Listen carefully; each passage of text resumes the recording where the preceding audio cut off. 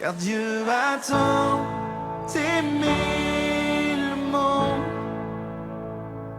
qu'il a donné son Fils unique, afin que quiconque croit ne périsse pas, mais qu'il ait la vie éternelle.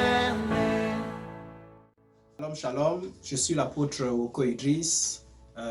Nous sommes dans le cadre du ministère évangélique Eau Vive, un ministère qui travaille pour aider les familles à s'approprier la volonté de Dieu pour elles et y entrer pleinement afin de jouir de tout ce que Dieu a prévu pour elles. Nous sommes donc nous allons parler donc du mariage et nous allons dans cette série aborder l'accompagnement au mariage.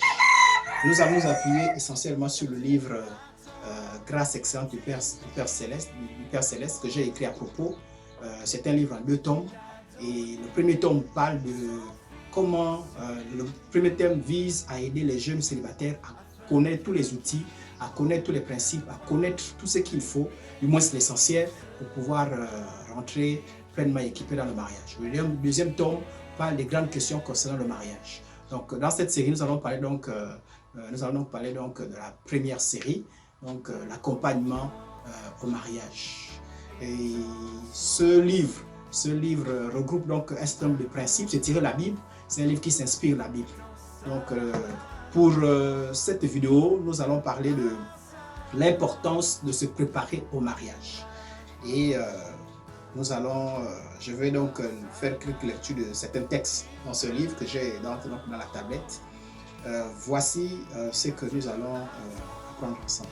Le mariage est une institution divine, un don de Dieu, où l'homme et la femme décident de faire chemin ensemble, en unissant leur destinée dans une harmonie qui se veut grandissante. Cette aventure qui débute souvent dans le secret prend forme par un engagement solennel entre monsieur et madame devant les autorités religieuses, civiles, parentales. Généralement, c'est une expérience nouvelle, une découverte pour les candidats, bien qu'ils aient souvent observé les gens autour d'eux vivre le mariage. Donc, comme nous l'avons dit donc, dans ce texte, lorsque les gens veulent se marier, généralement, sauf pour les divorcés, ou bien quand on parle de divorcer, certainement ceux qui ont perdu soit un mari, soit une femme, mais très souvent, c'est une expérience nouvelle. Et comme c'est une expérience nouvelle, la seule chose que les gens connaissent du mariage, c'est souvent l'observation qu'ils ont eu à faire ou bien les choses qu'ils ont ramassées par-ci, par-là. Donc parfois, ils n'ont pas tout ce qu'il faut pour vivre le mariage. Comme pour les autres aspects de la vie, une préparation qui passe par une formation s'impose aux futurs mariés s'ils veulent réussir dans ce domaine. Rien dans cette vie ne se fait sans la formation et le mariage n'échappe pas à cette règle. Un infirmier a beau observer un médecin, il ne deviendra pas pour autant médecin. Un supporter a beau faire des remarques, donner des avis, il ne deviendra pas nécessairement footballeur. Si l'observation est incontestablement un plus dans l'apprentissage et qu'elle a pu aider certaines personnes à acquérir des connaissances, il n'en demeure pas moins qu'elle est largement insuffisante pour avoir de véritables compétences ou qualifications. L'observation peut aider, l'observation peut aiguiser l'intelligence, mais l'observation ne donne pas les compétences, l'observation n'explique pas tout. L'observation ne dit pas tout. Donc voilà pourquoi, en dehors de l'observation, on a besoin de la formation. Parce que la formation, on va dans les détails, on explique le pourquoi et le comment. Et comme je le disais tantôt, le mariage n'échappe pas à cette règle. Le mariage a donc ses exigences. Pourquoi il faut se préparer pour le mariage? Mais parce que le mariage a ses exigences, ses défis et ses difficultés, contrairement à ce que l'on peut penser. Et généralement, l'idée qu'on a du mariage, c'est parfois ce qu'on a vu dans les télévisions, du romantisme. Mais ça, souvent, les médias nous vendent un peu du rêve, mais ne nous expliquent pas très souvent les exigences du mariage, les défis et les difficultés du mariage. Et lorsque nous parlons du mariage ici, nous parlons du mariage chrétien, du mariage selon Dieu. Parce que nous voulons le rappeler, le mariage vient de Dieu. C'est Dieu qui a institué le mariage. Le mariage n'est pas une invention humaine. C'est Dieu qui, dès l'instant où il a créé l'homme, qui a vu qu'il n'était pas bien pour l'homme qu'il soit seul. Et voilà pourquoi les écrits lui disent que l'homme s'est dit, et Dieu s'est dit, il n'est pas bon que l'homme soit seul, je lui ferai une aide semblable. C'est donc ainsi que Dieu a mis à côté d'Adam, le premier homme qui a été créé, une femme. Et en le faisant, Dieu a institué le mariage. Et il l'a fait avant même que le péché n'entre dans le mariage. Donc, ce n'est pas circonstanciellement que Dieu a créé le mariage. C'est dans la volonté parfaite de Dieu. Et quand lorsqu'il a créé, il avait des objectifs. Donc, lorsque l'homme et la femme commencent un projet de mariage, ou bien veulent vivre le mariage, s'ils veulent réussir, s'ils veulent s'épanouir le mariage, ils ont tout intérêt à revenir auprès de Dieu et recevoir les conseils qui viennent de Dieu. Or, beaucoup de jeunes y entrent sans réelle préparation. C'est malheureusement ce que l'on observe. Beaucoup de jeunes y entrent sans réelle préparation. Et la désillusion est grande quand ils découvrent que la réalité est souvent bien différente de ce qu'ils ont perçu. Parce qu'on ne peut pas comprendre réellement ce que c'est le mariage tant qu'on n'a pas vécu ce que c'est le mariage. Vous savez, parfois on peut compatir,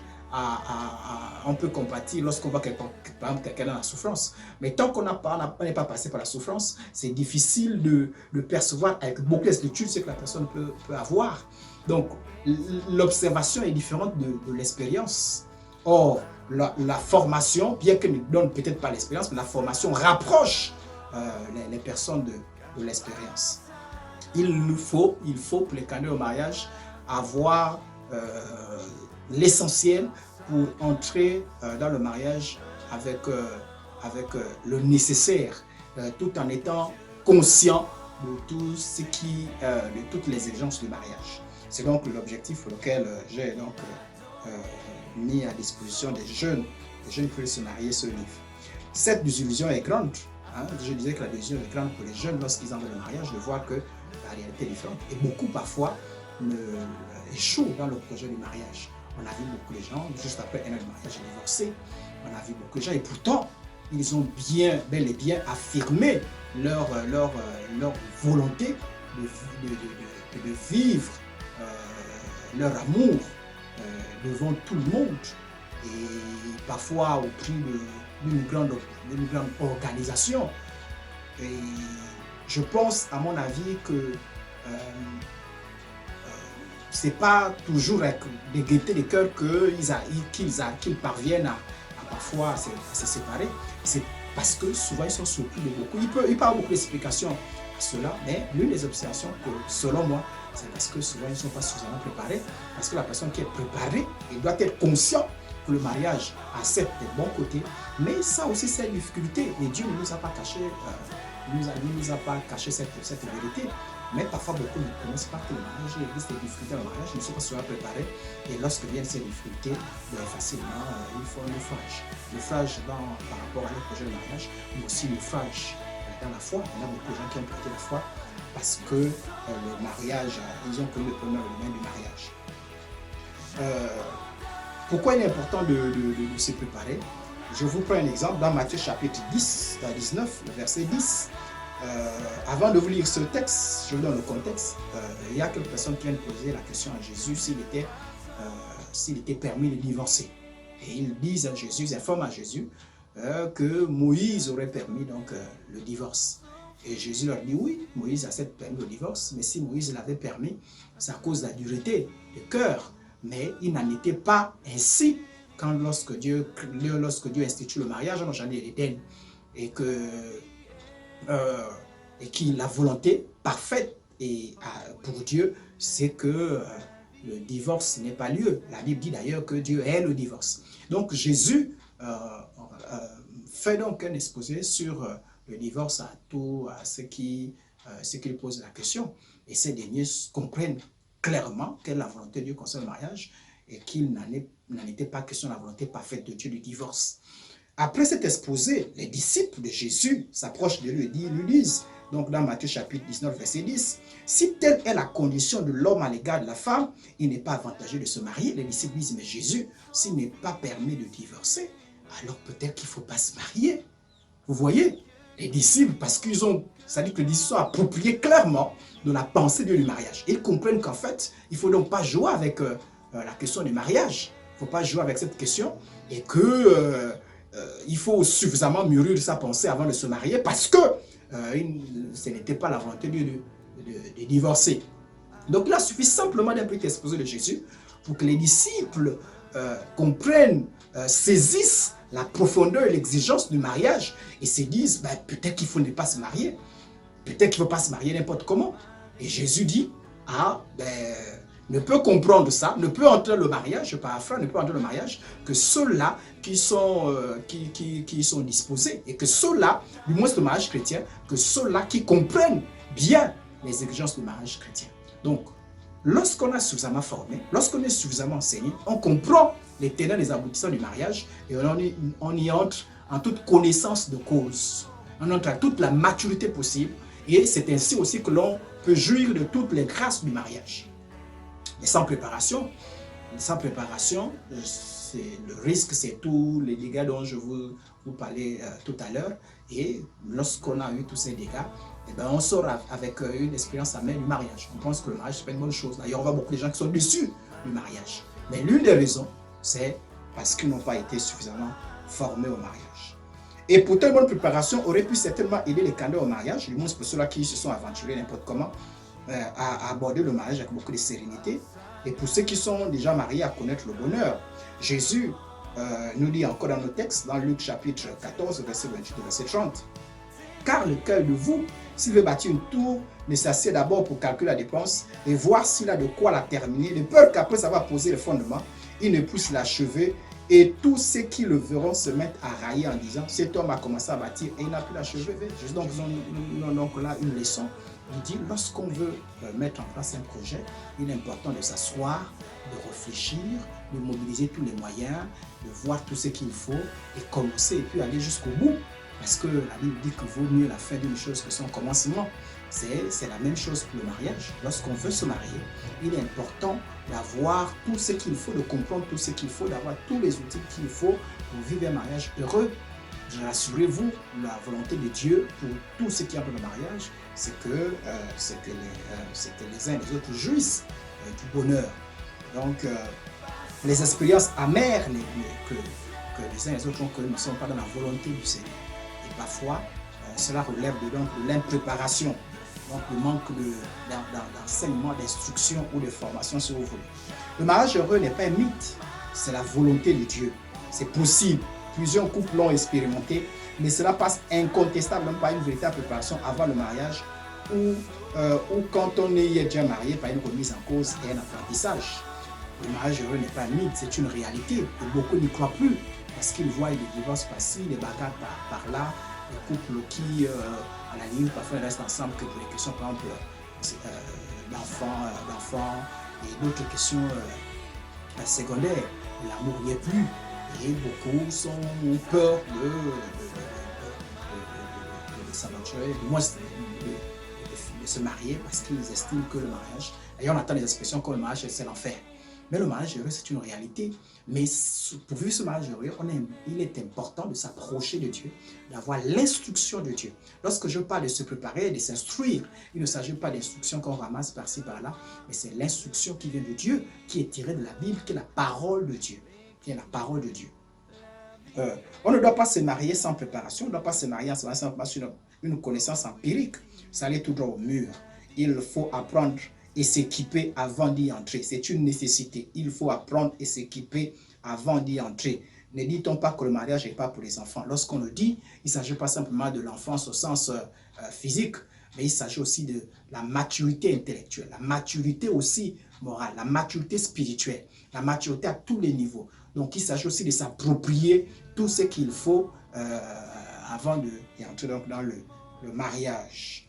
La maturité dans ce domaine ne vient pas nécessairement par le nombre d'années ou par le zèle à la maison de Dieu, mais par l'apprentissage et l'appropriation des principes divins. Vous voyez dans la Bible, dans ce domaine, on peut être zélé sans avoir la maturité en ce qui concerne le mariage. Le zèle dans la maison de Dieu ne qualifie pas pour le mariage. Le zèle dans la maison de Dieu montre certainement l'amour qu'on a pour Dieu. Mais si on veut vivre le mariage selon Dieu, on a besoin de s'approprier donc les principes de Dieu dans ce domaine. On a besoin de les comprendre, de les saisir. On ne peut pas tricher avec cela. Ce n'est pas possible. Car les conséquences se révéleront par la suite. Lorsqu'on n'est pas suffisamment préparé, les conséquences sont désastreuses. Il ne s'agit pas seulement de remplir son cerveau. Lorsque je parle de se former, il ne s'agit pas de remplir son cerveau de connaissances sur le mariage. Non, il s'agit plutôt d'apprendre en ouvrant grandement son cœur à l'action de la parole de Dieu par le Saint-Esprit. Car la lettre tue, mais l'esprit vivifie. Et la parole de Dieu, elle est esprit et vie. La formation au mariage heureux est accessible à tous ceux qui veulent réussir le mariage. La Bible est le manuel par excellence du mariage. Seulement, elle traite de plusieurs sujets à la fois, qu'il est difficile pour les jeunes croyants sans expérience de trouver tous les principes et informations concernant le sujet, donc le sujet du mariage. La Bible parle de beaucoup de sujets et ce n'est pas toujours évident de trouver un chapitre ou bien plusieurs chapitres qui parlent rien que du mariage, de retrouver tous les principes à l'intérieur. Les principes que sur la question du mariage se retrouvent un peu partout dans la Bible. Et la Bible, c'est une grande bibliothèque. Donc, il faut avoir une certaine expérience pour retrouver tous ces principes. Et donc, il y a des aînés de la foi qui ont écrit, qui ont regroupé ces principes, aider donc les jeunes qui veulent se marier. Et c'est ce travail que j'ai essayé également aussi de faire pour aider donc les jeunes à se marier, de s'approprier tous les principes nécessaires pour un mariage heureux. Ce manuel n'a donc pas la prétention d'avoir toutes les recettes concernant le mariage, mais simplement qu'on a regroupé quelques principes qui peuvent être utiles à ceux qui veulent se marier. Voilà donc, c'est ce que voilà donc à la fin de notre premier sujet, l'important de se préparer si on veut vivre un mariage heureux. Pour ceux-là qui veulent s'approprier de cet ouvrage, veuillez nous écrire. Nous écrire à l'adresse qui s'affiche au bas de votre écran ou nous appeler, nous serons là. Et je ne saurais terminer cet exposé sans interpeller les uns les autres. Nous parlons du mariage entre un homme et une femme, c'est un mariage terrestre, mais il y a un mariage plus grand, c'est le mariage entre Christ et l'Église. L'Église qui est l'ensemble de tous les enfants de Dieu, de tous ceux-là qui ont fait de Jésus Sauveur et Seigneur de façon véritable, de façon sincère. Que sert-il un homme de gagner le monde? Que sert-il de se marier s'il doit perdre son âme? Donc, en terminant ce sujet, je voudrais simplement vous interpeller, pour ceux-là qui ne connaissent pas encore le Seigneur Jésus, à revenir au Seigneur Jésus. Si vous voulez revenir au Seigneur Jésus, parce que c'est la merveilleuse expérience, et c'est la toute première expérience que normalement un homme devrait faire. C'est la merveilleuse expérience. Lorsqu'on a Jésus dans son cœur, lorsqu'on devient enfant de Dieu, vraiment la bénédiction vient par la suite. Le mariage heureux passe d'abord par là. On peut se préparer, mais si on n'a pas Jésus, c'est la catastrophe, parce que c'est Jésus qui en est l'auteur du mariage. Donc il est important de venir au Seigneur Jésus. Alors si vous voulez donner votre vie au Seigneur Jésus, pour faire cette prière, cette courte prière avec moi, dites avec moi: Seigneur Jésus, j'ai besoin de toi, je veux te connaître. Merci pour avoir donné ta vie pour moi, la croix de Golgotha. Je te demande pardon pour mes péchés, je t'ouvre grandement mon cœur, je te reçois comme Seigneur et Sauveur personnel. Merci. Si tu l'as fait et tu es sincère, tu es devenu enfant de Dieu. Et fais-nous connaître cette expérience si merveilleuse. Nous serons donc heureux et joyeux de bénir le Seigneur avec vous. Si possible, de vous suivre et de vous communiquer quelques conseils. Et si vous aussi, peut-être vous avez juste dans votre vie, vous êtes éloigné, peut-être même pour les questions concernant le mariage, pour revenir aussi au Seigneur, pour vous demander au Seigneur de vous restaurer. Et nous prions au nom de Jésus que le Seigneur puisse vous restaurer. Père, merci pour cet exposé. Je prie que tu aides ceux-là qui veulent se marier à comprendre la nécessité de s'approprier de tous les principes parce que tu en es l'auteur. Je prie que tu les aides, je prie que tu les bénisses. Et pour ceux-là qui sont déjà mariés, peut-être connaissent des difficultés, je prie que tu viennes au secours. Merci Seigneur, merci pour ta fidélité. Au nom de Jésus, Amen. Donc merci de nous avoir suivis. Nous vous exhortons à suivre d'autres vidéos. Ce n'est que la première vidéo pour cette série. Sur d'autres vidéos, et que Dieu vous bénisse et que la gloire revienne à Dieu seul. Amen. qu'il a donné.